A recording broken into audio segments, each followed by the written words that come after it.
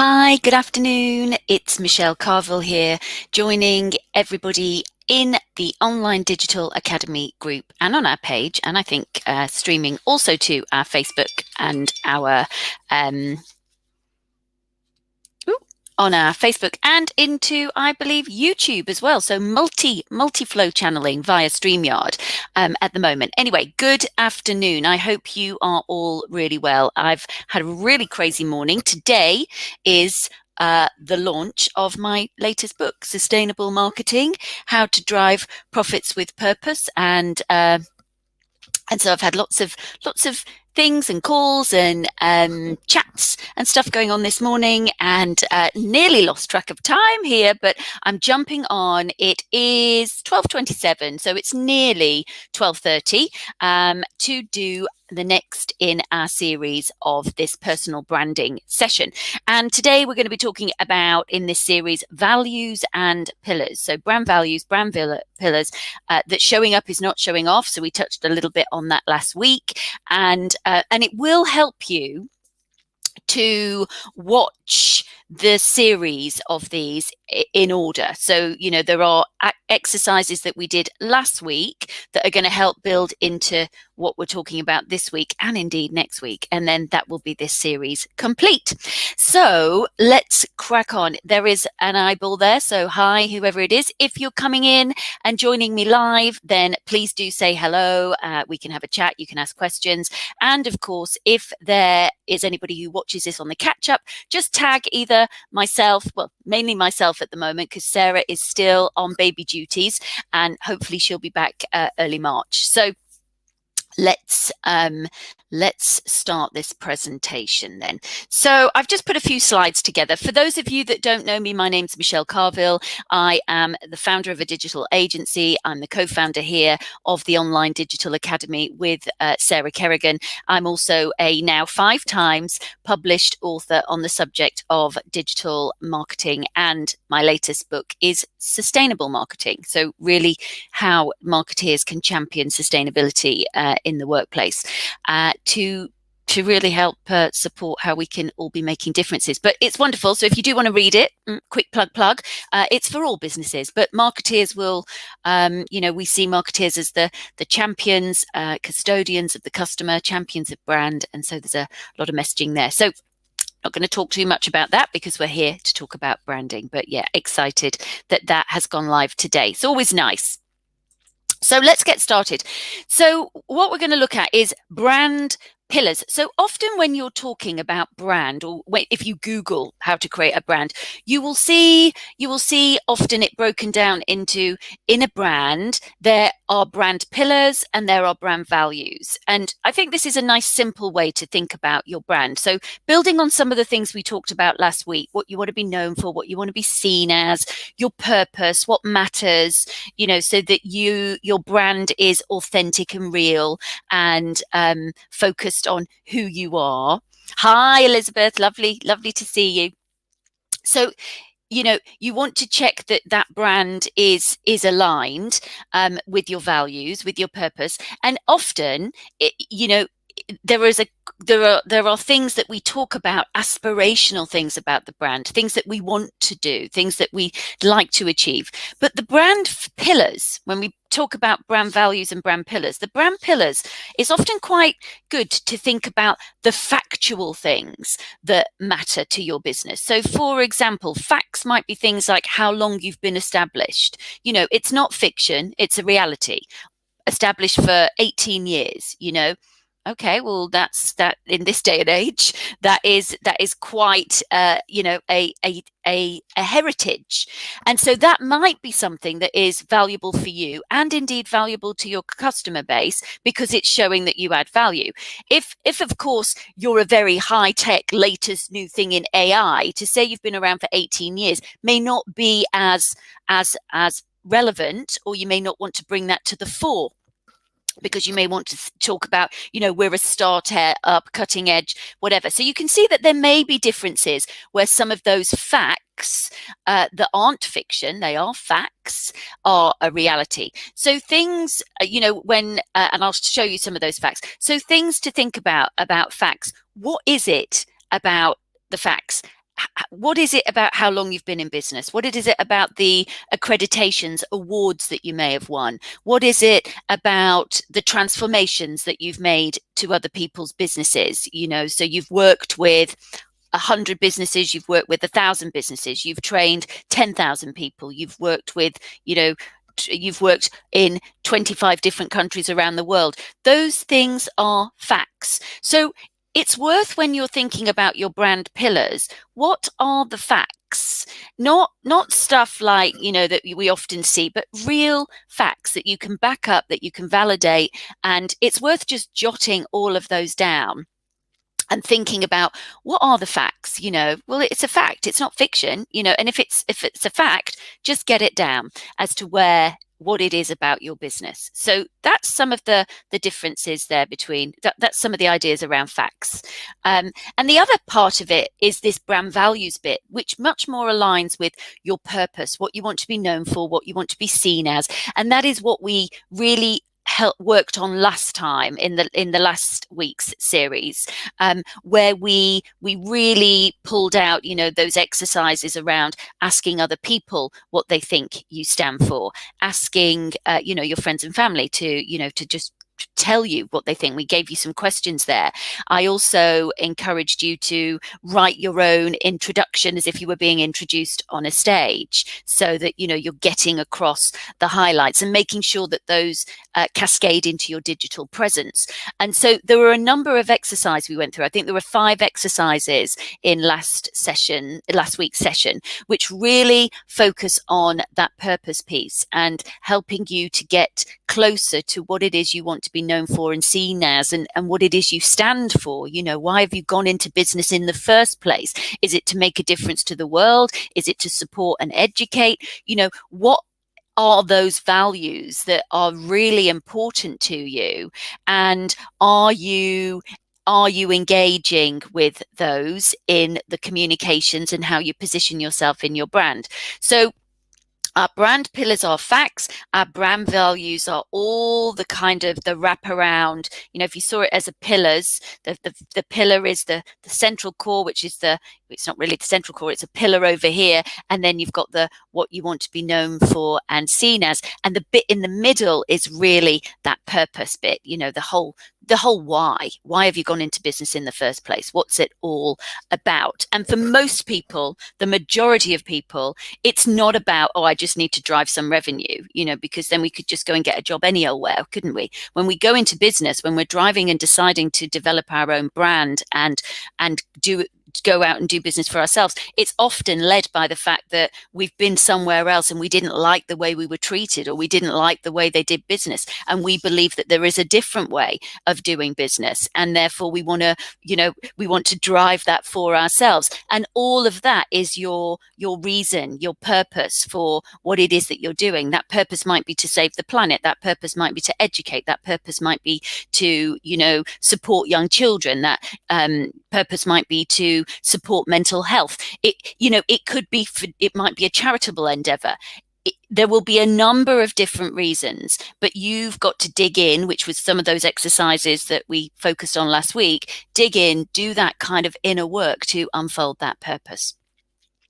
So that is your kind of pillars and purpose. And this is a brand messaging cheat sheet that I came across, and I thought it was really quite useful and concise in talking and giving some kind of flow and structure to your brand messaging, because we talked about an elevator pitch last week, and some of those things come in there. But this is where you kind of make sure everything is enmeshed, everything is aligned, so that your pillars, your values, your purpose, the whole reason why you went into business in the first place, that how you then communicate that is effectively aligned. And often we miss out on some of this stuff when we're considering our branding, and I don't mean our physical brand, I mean our brand presence. So let's just run through this together. So first of all, there you can see that we've got the brand promise, and this is the promise. What is it that you are promising to the customer? What is that vision? What is that you are clearly stating what it is that you do? You know, I was listening to you know, and your brand promise is may potentially different to your mission statement. So your mission statement down here at point 4 is very much about conveying what you want to accomplish. So, for example, Brewdog's mission statement I was reading the other day, and it's very simple. I can't remember it word for word, but it was something about to create a business which is managed completely sustainably, that does no harm to the planet, and serves our customers with incredible quality products. You know, that again do no harm, and educates our audience in the process. And so that was kind of their mission statement. So their brand promise then would be slightly different, and positioning towards, targeting towards the customer, which would be much more about, when you engage with our brand, you can feel rest assured that you are working with an organization that is focused on sustainability, doing no harm, leaving no trace, and therefore as a customer you are aligned with us and doing your bit, you know, for sustainability and saving the planet. So your brand promise, can you see that that positioning is slightly different?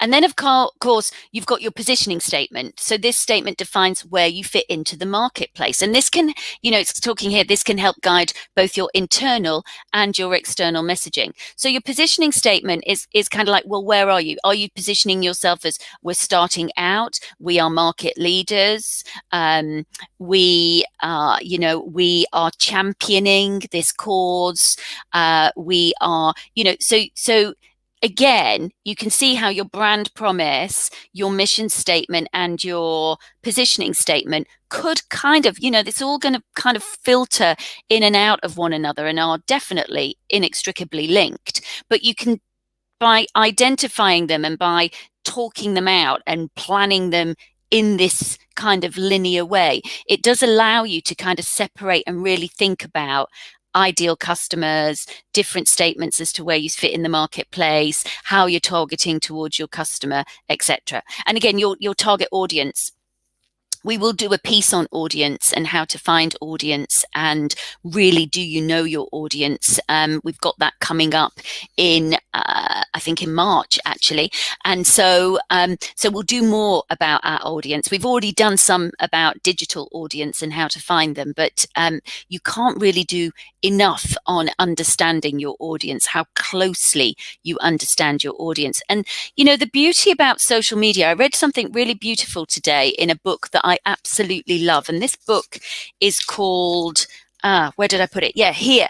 I'm just going to read this. This is a book I bought many, many years ago, actually, Meaningful Marketing. And well, it's not meaningful marketing, it's just called Meaningful. I always align it and think of it as meaningful marketing, because for me, it's by Bernadette Giroir. I will share the link of it. It's a fabulous book. And one of the things she says is, digital is a gift, not a shortcut. So very often, you know, when we're talking about our brand and our brand presence, it is about being found online. It is about our digital, you know, our first impressions being those digital impressions. And I just thought that this, you know, when we're talking about branding and our brand promise and our positioning statement and our missions, I just thought this really resonated. So digital is a gift, not a shortcut. Everything you're striving for is a byproduct of something else, something bigger. Innovation is a byproduct of empathy. Winning ideas are a byproduct of taking risks. Excellence is the byproduct of empowered cultures. Profits are the byproduct of happy customers. And success is a byproduct of mattering. Now, I think that is probably my favorite piece there. Success is a byproduct of mattering. The tools and tactics, new and old, that you use to reach your customers are not shortcuts to creating meaningful products and services for those customers. There's a well-worn business axiom: build a better mousetrap and the world will beat a path to your door. But better is not defined by you. It's defined by your customers.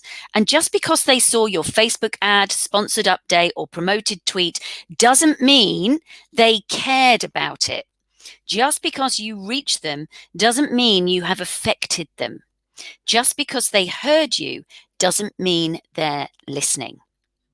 So that really just resonates when you are thinking about this brand positioning, that it's about what matters. So knowing your ideal customer profile is critical. It's not just as much as the demographics and which industry they're in, and what customers you want to attract. It's what matters to the audience that you want to attract. And what is it that you do that matters to them?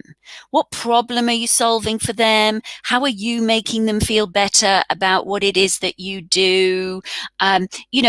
Those words really, really, really chime. That success is a byproduct of mattering. So when you are thinking about your branding, it's ensuring that you're pulling out all the things that matter. So yes, your brand promise, your positioning statement, your target audience, these are really critical. Your mission, all great.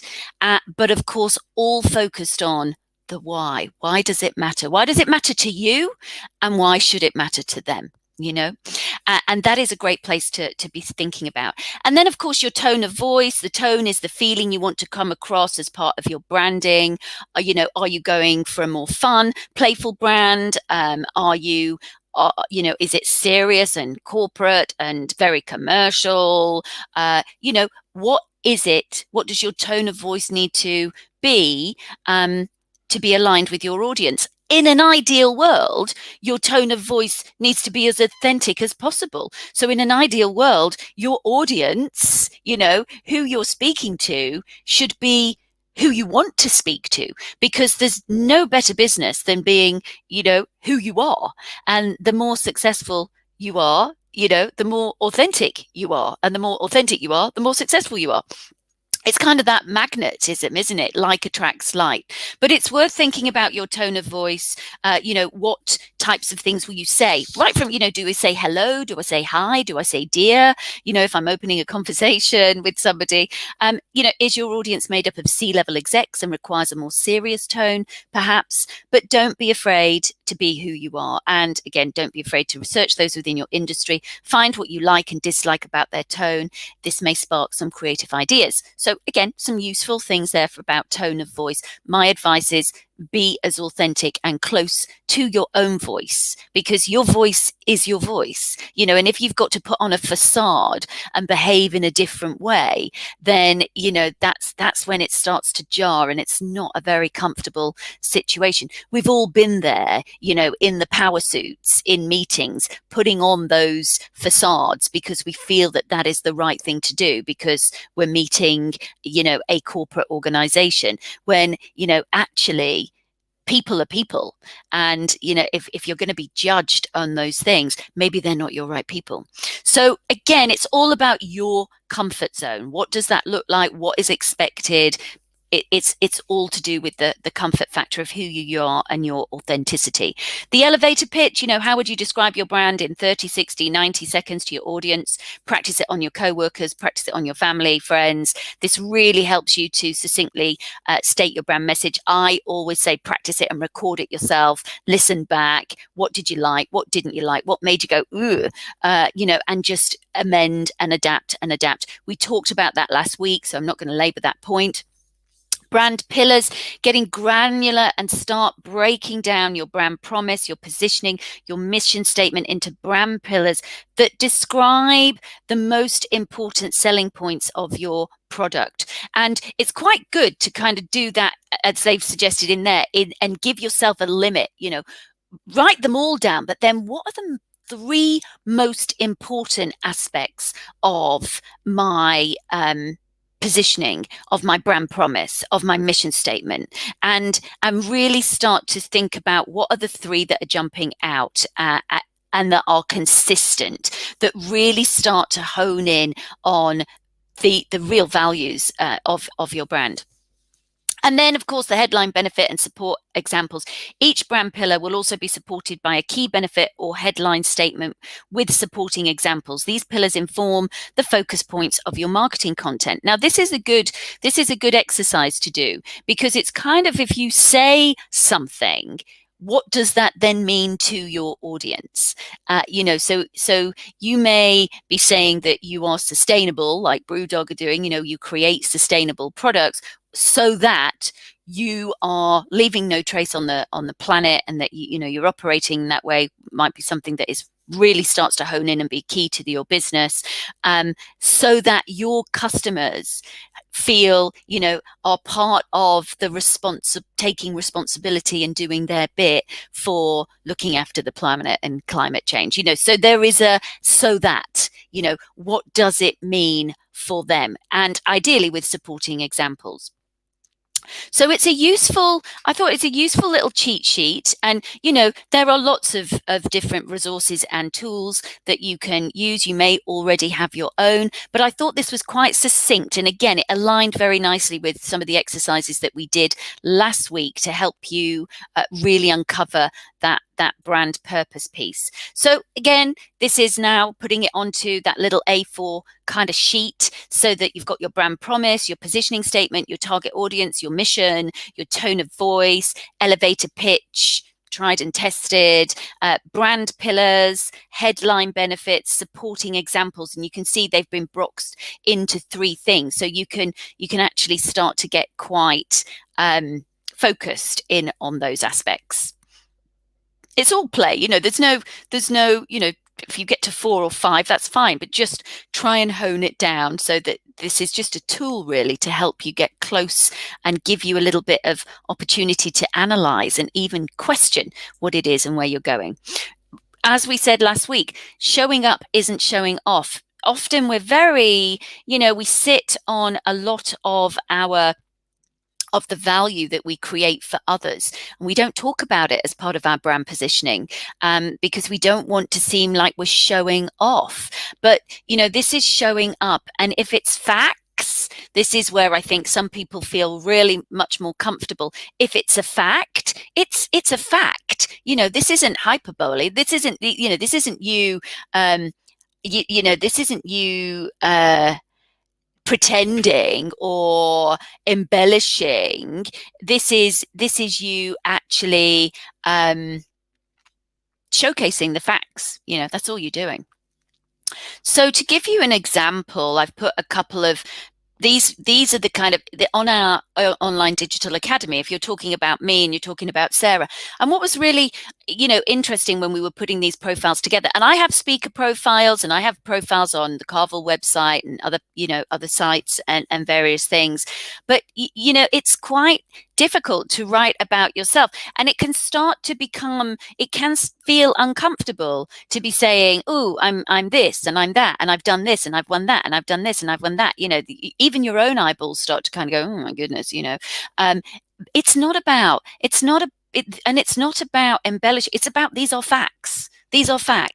So all Sarah and I have put down here is facts. These are facts of our experience. We could have put 30 plus years, or I could have put, I've got 20 years on Sarah, so I could have put 30 plus years of marketing experience if I felt that was something that I wanted to have in my thing. And you will see that in many profiles I do have those aspects where it's relevant. Here you can see we've just put in practical things that we do. I am a digital agency founder. I am the published author of 5 books. I am a fellow at the Chartered Institute of Marketing. I am a SIM course director on those things. This isn't making stuff up. This is facts. I have been voted top 50 B2B thought leaders of 2020 from Thinkers 360. I have just been voted, one of the top 100 inspirational female business leaders for the Small Business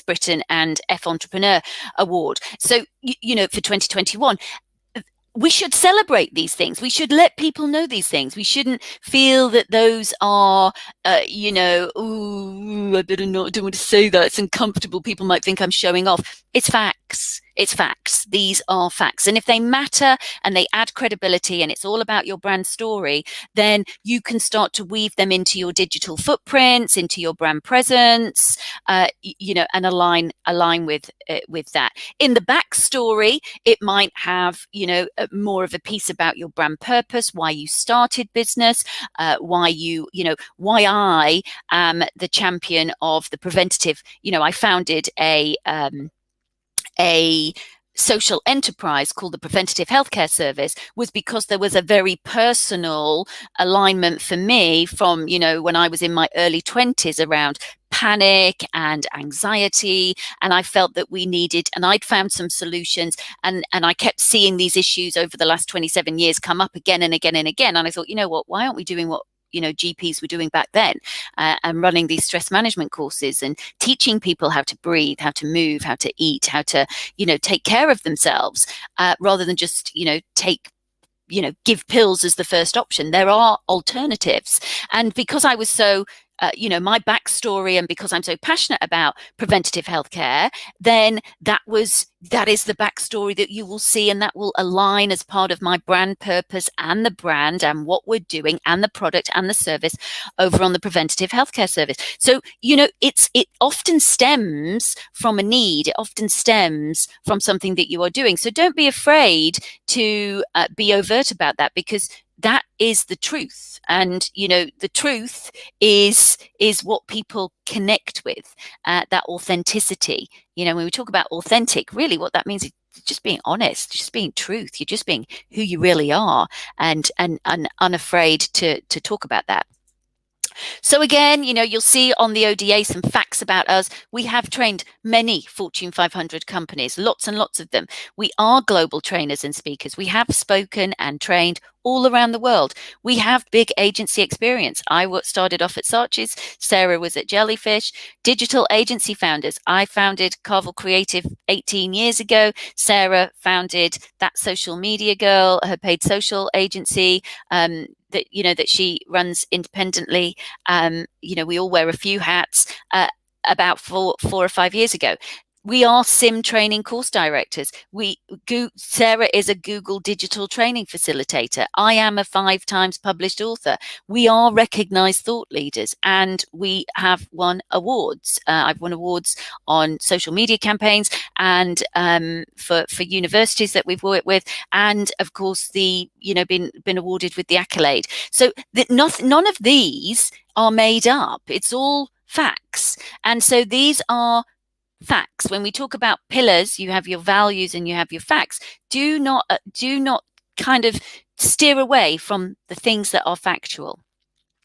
So take action to reassess and get clarity on your brand. We always like to give you some things to do. I do encourage you, if you haven't caught up on last week's What Do You Want to Be Known For, seen as brand positioning training, there are, like I say, over five or six, 4 or 5, maybe 6 exercises there. Really practical, useful things for you to do to start to think about purpose, what you really want to be known for, seen as, how do you even unpick that, where, what's going to be useful, what do you need to say, what don't you need to say, all of that stuff is there. And then maybe apply some of the outcomes and have a look at our cheat sheet that we've just gone through in this training and see how that gets on for you. So, very, very simple. We know that now there are more eyeballs on digital than ever.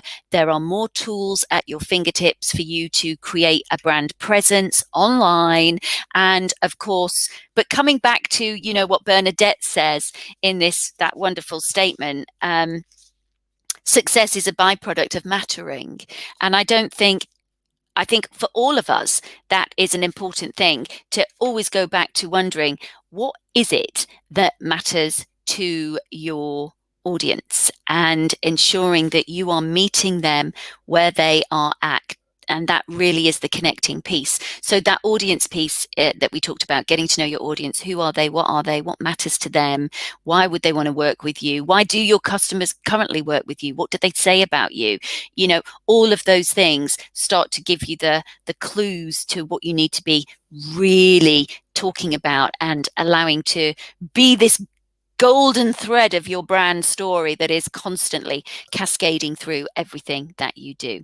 So I hope that's been useful, short and sweet and succinct, keeping to time to our 30 minutes here. If you've got any questions come up at any point, please feel free to tag me. And next week, we'll be wrapping up the brand story with series and our personal brand series with looking at your personal bios. So we're probably going to focus on your LinkedIn bio and just look at some of the best practice things that you can be doing with your LinkedIn bio. And if you've got any questions, we'll be able to run through them. So thanks for joining. For those of you that did, really nice to have you here. And I look forward to seeing you all next time.